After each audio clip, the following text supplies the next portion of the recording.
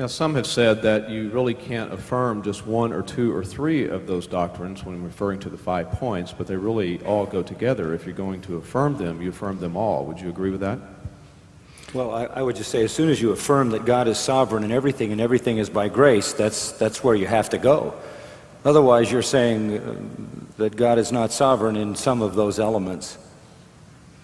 You start with the acrostic tool of the T for total depravity, which really translates to the moral inability concept of Augustine. If you understand T and embrace T, there's no way off that train. You can't deny any of the other 5.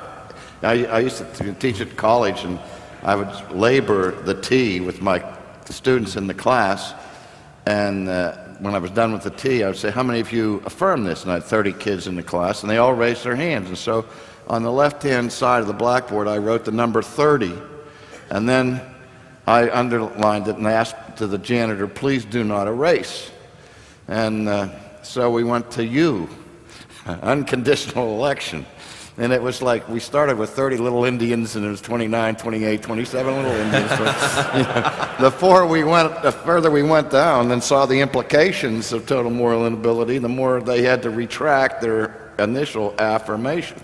Now, I hear people tell me all the time they're 4-point Calvinists, and I say, well, we call those Arminians. Although I have to say that I've had many conversations with people who identify themselves as 4-point Calvinists, and the one in which they demur, of course, is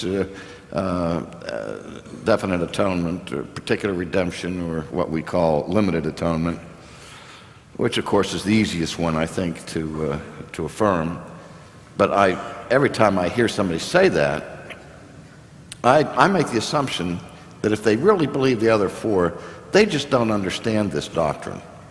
And so let's take some time to unpack it. And if I ask them what they really believe about God's intent in the cross, did God intend from all eternity to save every person in the world? And I mean, it's rare that a person will say to me, well, no, they don't believe that. He knew from all eternity that not everybody was going to be saved, and he didn't sovereignly decree that all would be saved. If he did, everybody would be saved. And so, did Jesus fail on the cross to fulfill the task that the Father had given? Well, no, we wouldn't want to say that. Well, I said, well, then how can you?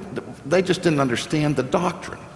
Once they saw the implications of it, then they said, oh, I guess I really am a 5-point.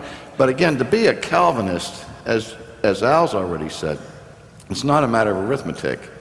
Adding 1 to 5. I wrote a book called Grace Unknown, really as something to help our elders and lay people to understand the essence of Reformed theology. And I labored the point that the 5 points are 5 points of historic controversy, but if you embrace every one of the 5 points, you still don't have the Reformed faith, because Reformed theology embraces Catholic doctrines as well as those 5 points, and even justification by faith alone is not in the 5 points. So there's a lot more to Reformed theology than those 5 particular distinctives.